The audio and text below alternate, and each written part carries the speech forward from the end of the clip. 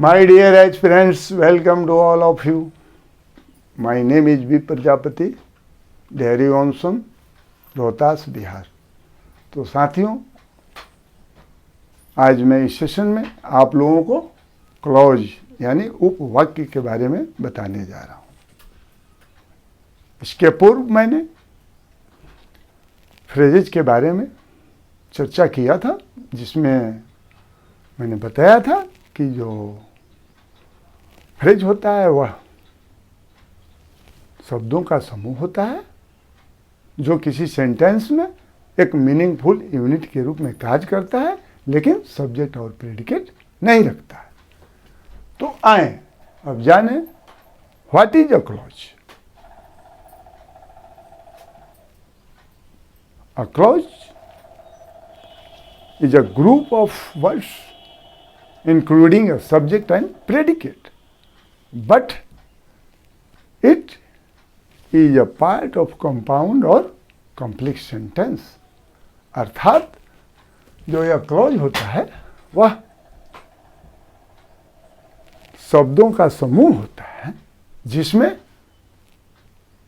Subject और predicate शामिल रहते हैं, लेकिन यह क्लॉज किसी कंपाउंड या कॉम्प्लेक्स सेंटेंस का हिस्सा होता है, पार्ट होता है। हाँ, जिसको मेंबर भी कहा जा सकता है। तो आगे बढ़े। मैंने इस डेफिनेशन में सब्जेक्ट एंड प्रेडिकेट की चर्चा किया है। तो आए आप लोग जाने कि सब्जेक्ट क्या होता है। What is a subject? A subject in a sentence can be a noun or pronoun or noun equivalent we speak about। यानी कोई भी सब्जेक्ट किसी सेंटेंस में कोई नाउन हो सकता है या प्रोनाउन हो सकता है या नाउन इक्विवेलेंट हो सकता है, जिसके बारे में हम चर्चा करते हैं, चाहे कहते हैं। ठीक है, तब आगे बढ़े। तो there are 3 types of subjects: simple subject, compound subject और कंप्लीट सब्जेक्ट। तो सिंपल सब्जेक्ट के अंतर्गत क्या होता है? केवल एक सब्जेक्ट होता है, बस ओनली सब्जेक्ट। तो आए देखें आप लोग सेंटेंस के जरिए। Ram reads, Ram reads. तो यहां पर राम क्या है? सब्जेक्ट है। रीड्स वर्ब है, प्रेडिकेट जिसको कहिए। तो राम पार्ट्स ऑफ स्पीच की दृष्टि से क्या है? नाउन है। देखिए यहां है ना, डिफिनेशन में कहा गया है ना कि कोई नाउन सब्जेक्ट हो सकता है, चाहे प्रोनाउन हो सकता है या नाउन इक्विवेलेंट हो सकता है। तो यहां पर देखिए, ठीक है, एक सब्जेक्ट है केवल, कोई इसके साथ एडिशनल वर्ड्स नहीं। आगे बढ़े। Compound subject. तो कंपाउंड सब्जेक्ट में क्या होता है कि at least 2 subjects joined with a conjunction. इसमें 2 सब्जेक्ट्स होते हैं जो किसी कंजंक्शन द्वारा जुड़े होते हैं। ठीक है, तो इसके लिए भी एक सेंटेंस हम आप लोगों के सामने दर्शाए हैं कि राम एंड मोहन रीड। तो इसमें क्या है? 2 सब्जेक्ट हैं। कौन कौन? राम और मोहन, और कंजंक्शन एंड से जुड़े हुए हैं। ठीक है, हाँ, रीड है वो वर्ब है, प्रेडिकेट जिसको कहा जाता है। ठीक, चलिए। तो राम एंड मोहन अब हो गए ये सब्जेक्ट। ठीक है, आगे चले। अब चलिए कंप्लीट सब्जेक्ट। तो कंप्लीट सब्जेक्ट के अंतर्गत क्या होता है? सब्जेक्ट होता है और उसके साथ एक मॉडिफायर होता है। देखिए, मॉडिफायर मैंने समझ रहे हैं ना? हाँ, जो मॉडिफाई करे सब्जेक्ट को, यानी नाउन या प्रोनाउन को जो मॉडिफाई करता है वह क्या कहलाता है? एडजेक्टिव। तो यहाँ पर सब्जेक्ट प्लस एडजेक्टिव होना चाहिए। तो देखिए सेंटेंस के जरिए the black dog is working. तो यहाँ पर डॉग जो है वह नाउन है पार्ट्स ऑफ स्पीच की दृष्टि से, और वाक्य के दृष्टि से क्या है, सब्जेक्ट है। और ब्लैक क्या है, पार्ट्स ऑफ स्पीच की दृष्टि से यह एडजेक्टिव है जो डॉग को क्वालिफाई करता है, और द क्या है, आर्टिकल है जो डॉग के लिए आया है, न कि ब्लैक के लिए। क्लियर? Any confusion? ठीक है। इज बार्किंग जो है यहां पर प्रेडिकेट है। अब आगे बढ़ते हैं। अब आप लोग जाने कि what is a predicate. A predicate in a sentence tells about the subject. ठीक है, यहां मेंशन है। तो there are 3 types of predicates: simple predicate, compound predicate and complete predicate. तो आए जाने कि सिंपल प्रेडिकेट क्या होता है। सिंपल प्रेडिकेट में ओनली वर्ब होता है, केवल वर्ब। तो देखिए वाक्य के जरिए राम रीड्स है, तो ये तो सब्जेक्ट हुआ, लेकिन केवल वर्ब है। देख रहे हैं ना, रीड्स जो है केवल वर्ब है। हाँ, इसे प्रेडिकेट भी कहते हैं। देखिए प्रेडिकेट में वर्ब की प्रधानता होती है, याद रखिए। इसमें किसकी प्रधानता होती है, वर्ब की, और इसमें यही नाउन, देखिए नाउन, प्रोनाउन और नाउन इक्विवेलेंट की, ये बराबर याद रखना है। हाँ, एक भी वर्ब रहेगा तो उसको प्रेडिकेट कहा जा सकता है, कोई डाउट नहीं। तो आए अब आगे बढ़े। तो अब इसमें देखिए सेंटेंस के जरिए राम रीड्स, तो इसमें क्या है, राम जो हुआ वो सब्जेक्ट हुआ, और रीड्स जो है वो क्या है, प्रेडिकेट है, वही वर्ब है। तो केवल वर्ब हुआ नहीं, और कोई एडिशनल वर्ड्स नहीं ना इसको मॉडिफाई कर रहा है, नहीं ना, कोई और नहीं एडिशनल चीज है। ठीक है, आगे बढ़े। कंपाउंड प्रेडिकेट, तो क्या होता है, एटलीस्ट 2 वर्ब्स होते हैं जो किसी कंजंक्शन द्वारा जुड़े होते हैं। यहाँ पर लिखा हुआ at least 2 verbs with a conjunction, माने ज्वाइंड विथ अ कंजंक्शन। ठीक है, तो चलिए इसके लिए एक सेंटेंस है, Rajesh loves Sita but hates Radha. तो इसमें 2 वर्ब्स हैं, लव्स, हेट्स। तो सब्जेक्ट क्या है, राजेश है जो कि नाउन है। तो जो लव्स हेट्स है वो कंजंक्शन बट द्वारा जुड़ा हुआ है, जैसा कि इसमें चर्चा किया गया है कि 2 वर्ब्स रहेंगे और कंजंक्शन द्वारा जुड़े रहेंगे। तो आए अब आगे बढ़े, कोई कंफ्यूजन नहीं। ठीक है, कंप्लीट प्रेडिकेट क्या होता है। कंप्लीट प्रेडिकेट जो होता है वह वर्ब्स विथ अ मॉडिफायर होता है, माने वर्ब रहेगा और उसको मॉडिफाई करने वाला कोई शब्द रहेगा या फ्रेज रहेगा, यानी कोई माने जो वर्ब को मॉडिफाई करे, वो मॉडिफायर वहाँ रहेगा उसके साथ। ठीक है, तो वर्ब को कौन मॉडिफाई करता है, एडवर्ब करता है, करता है ना। हाँ, तब वो जो एडवर्ब है वो केवल वर्ब को मॉडिफाई नहीं करता है, वो एडजेक्टिव को भी करता है, स्वयं को भी करता है, यानी एडवर्ब को भी वो करता है। ठीक है, तो इसके लिए एक सेंटेंस हम दर्शाए आप लोग, क्या है, राम राइट्स क्लोजली। तो राम क्या है, सब्जेक्ट है सेंटेंस के दृष्टि से, और पार्ट्स ऑफ स्पीच की दृष्टि से क्या है, नाउन है। राइट्स जो है वो वर्ब है, और क्लोजली क्या है, एडवर्ब है। तो यही जो राइट्स को क्या कर रहा है, मॉडिफाई कर रहा है, विशेषता बतला रहा है। राम सटा सटा करके लिखता है, कैसे लिखता है, तो क्लोजली मैंने सटा सटा करके, तो लिखने का यहाँ पर विशेषता ही बतला रहा है ना, मॉडिफाई कर रहा है ना। चलिए ठीक है, अब आगे थोड़ा बढ़ते हैं। जो ये सब्जेक्ट होते हैं और प्रेडिकेट, ये दोनों क्या करते हैं, आपस में मिल करके कोई क्लॉज या सेंटेंस का निर्माण करते हैं। हाँ, दोनों मिलेंगे तो या तो क्लॉज बनेगा या सेंटेंस बनेगा। देखिए यहाँ इसके बारे में थोड़ा दर्शाएं कि सब्जेक्ट प्लस प्रेडिकेट बराबर क्या हो जाता है, क्लॉज या सेंटेंस। हाँ, दोनों में कोई अवश्य बनाएंगे।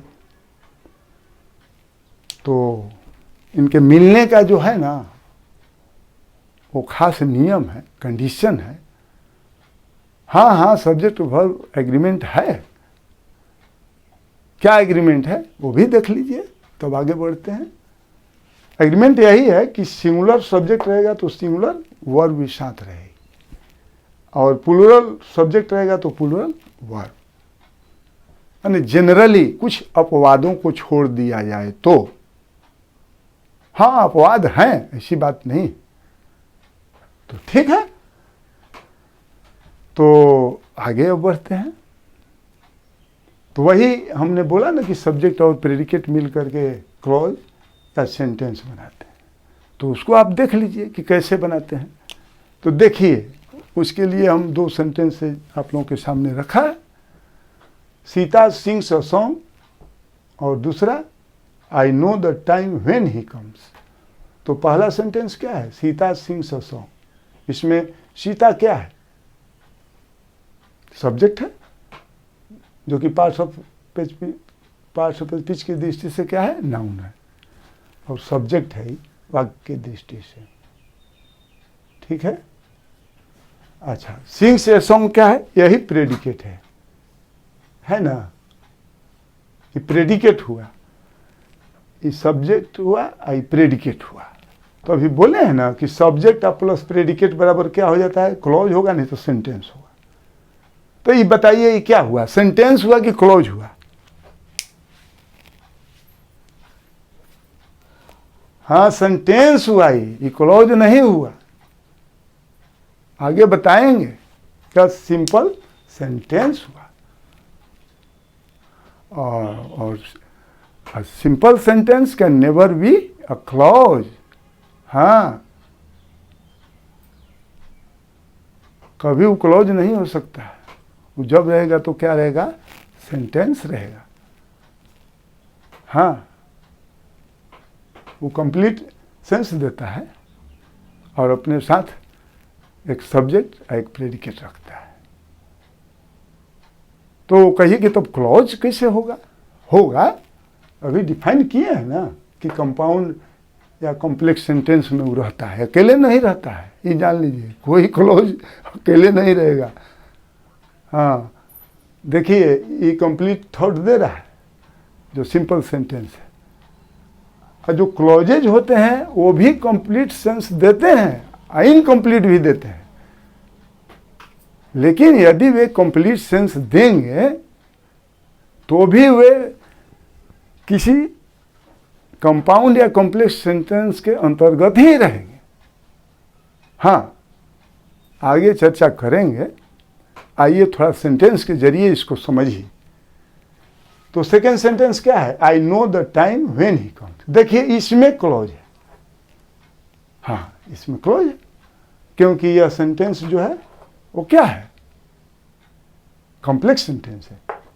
ये क्या है, कॉम्प्लेक्स सेंटेंस है। ये पूरा सेंटेंस है और क्लॉज इसमें कितने हैं, दो हैं। He comes, I know the time. और व्हेन क्या है, व्हेन देखिए, व्हेन जो है वो प्रोनाउन होते हुए यहाँ पर कंजंक्शन का काम कर रहा है।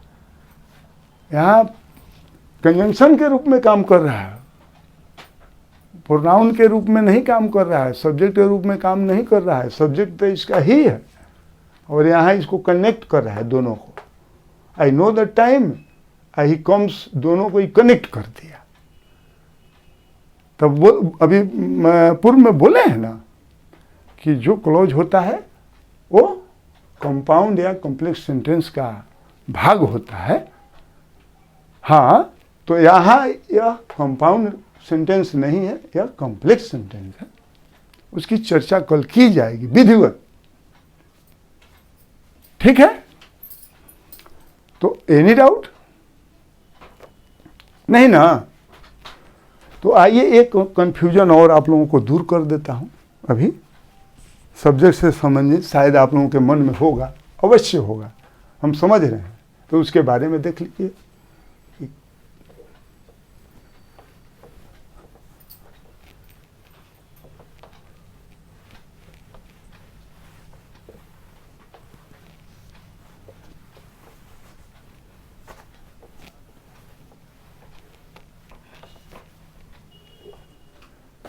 चलिए आइए देखिए, जो इन नाउन इक्विवेलेंट है, तो नाउन के बारे में तो आप लोग जान रहे हैं, प्रोनाउनों के बारे में जान रहे हैं, लेकिन नाउन इक्विवेलेंट जो इसमें हम दर्शाए हैं, तो आप लोगों के मन में कंफ्यूजन अवश्य हुआ होगा। हम समझ रहे हैं कि भाई नाउन इक्विवेलेंट कैसे सेंटेंस में काम करता है कर्ता के रूप में, और क्या होता है नाउन इक्विवेलेंट। तो आइए कुछ एग्जाम्पल के जरिए आप लोग समझें। तो देखिए, इस जैसे हमने लिख दिया एक sentence,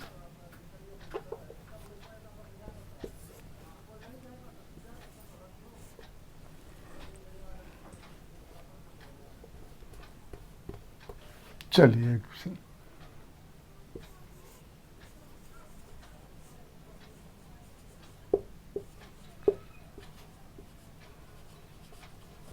walking is a good exercise.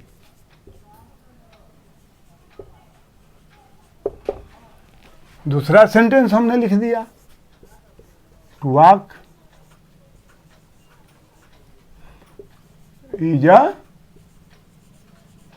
Good exercise. ठीक है, तीसरा वाक्य लिख दिया हमने, what you want to say is known to me। चौथा लिख दिया, what to do is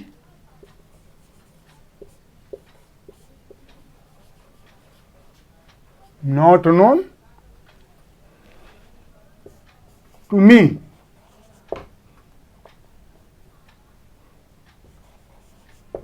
ठीक है, अब इसके सपोर्ट में हमने 4 सेंटेंसेज आप लोगों के सामने रखा है, ताकि कोई संदेह आप लोगों के मन में न रहे कि आखिर what is a noun equivalent.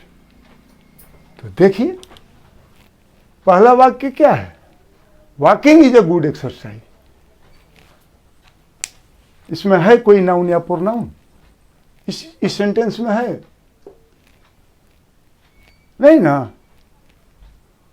इसमें तो आप लोग सोचते होंगे कि वॉकिंग है तो वर्ब का आईएनजी फॉर्म है, इधर तो प्रेडिकेट है। तो साथियों, जो वॉकिंग होता है वह क्या होता है, जेरंड है। यहाँ जेरंड है इस सेंटेंस में। हाँ, पार्टिसिपल भी होता है, लेकिन वो कब होगा वो सब बताएंगे। जेरंड, पार्टिसिपल, इन्फिनिटिव का जब चलेगा सेशन तो विधिवत चर्चा की जाएगी। लेकिन यहाँ टॉपिक जो है वो क्लॉज का है, यहाँ हम नाउन इक्विवेलेंट के संबंध में बता रहे हैं। तो आइए देखें, तो वॉकिंग क्या है, जेरंड है, जो कि एक वर्बल नाउन भी है, इसको कहा जाता है। तो यहाँ यह नाउन नहीं होते हुए भी नाउन जैसा काम कर रहा है, जो कि एक सब्जेक्ट के रूप में इस सेंटेंस में है। तो यही नाउन इक्विवेलेंट है, कोई डायरेक्ट नाउन नहीं है या चाहे प्रोनाउन है ना, लेकिन नाउन जैसा काम कर रहा है, इक्विवेलेंट लगा हुआ है, नाउन जैसा, तो नाउन जैसा हुआ। आगे बढ़े, to walk is a good exercise, ठीक है। और यहाँ ये जो है ये प्रेडिकेट हुआ फर्स्ट सेंटेंस में। अब सेकंड सेंटेंस में चलते हैं, to walk is a good exercise. तो इसमें क्या है, टू वॉक क्या हुआ, इन्फिनिटिव है। तो जो इन्फिनिटिव होता है वो भी समयानुसार नाउन जैसा काम करता है और किसी भी सेंटेंस का वो सब्जेक्ट बन सकता है और बन जाता है।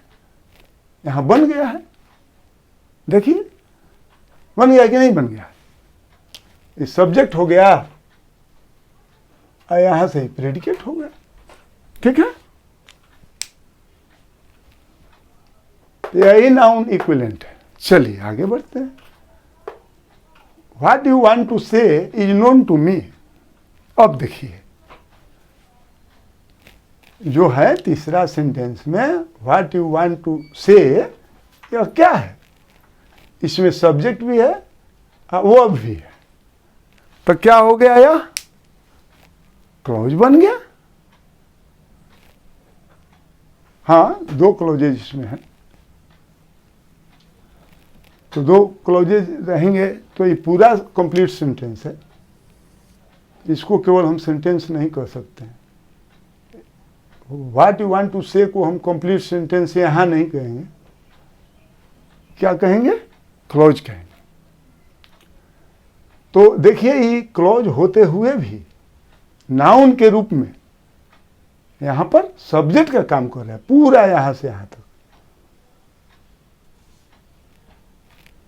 तो यही नाउन इक्विवेलेंट है।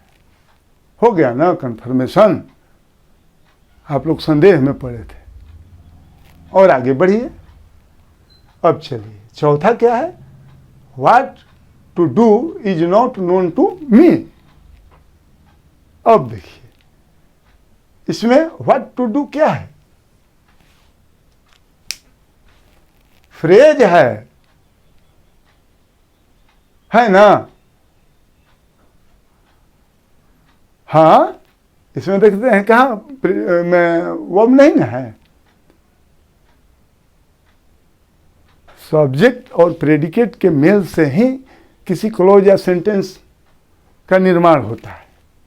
और जिसमें ये नहीं रहते हैं तो क्या हो जाता है, वो फ्रेज बन जाता है ना। क्लॉज नहीं है, ये क्या है, फ्रेज है, लेकिन नाउन जैसा काम कर रहा है। पार्ट्स ऑफ स्पीच की दृष्टि से यह नाउन जैसा काम कर रहा है और सेंटेंस के दृष्टि से यह क्या है, सब्जेक्ट है। और यहाँ पर ये प्रेडिकेट हुए। तो पुष्टि हो गई ना कि नाउन इक्विवेलेंट है, वो सब्जेक्ट के रूप में काम कर सकता है। पूरी इंग्लिश लैंग्वेज की बात कर रहे हैं कि नाउन या प्रोनाउन या नाउन इक्विवेलेंट को छोड़कर समझिए कि अन्य किसी को भी सब्जेक्ट बनने का अधिकार प्राप्त नहीं है,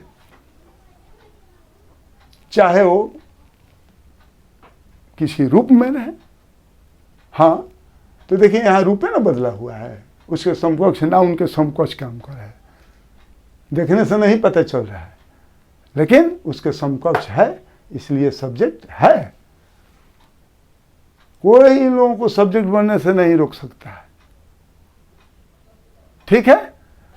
तो साथियों अभी आगे हम बढ़ेंगे, तो यहाँ तक तो हो गया। अब इसकी पुष्टि आगे बढ़ेंगे तो बताएंगे कि यह किस प्रकार से कंपाउंड और कॉम्प्लेक्स सेंटेंस का पार्ट होता है। तो आगे मैंने नेक्स्ट सेशन में मैं इसी से संबंधित रहेगा। यहाँ पर देखिए पार्ट 4A है, पार्ट 4B में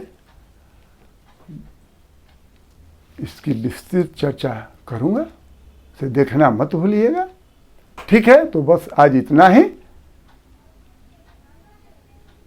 Once again, welcome to all of you. Goodbye.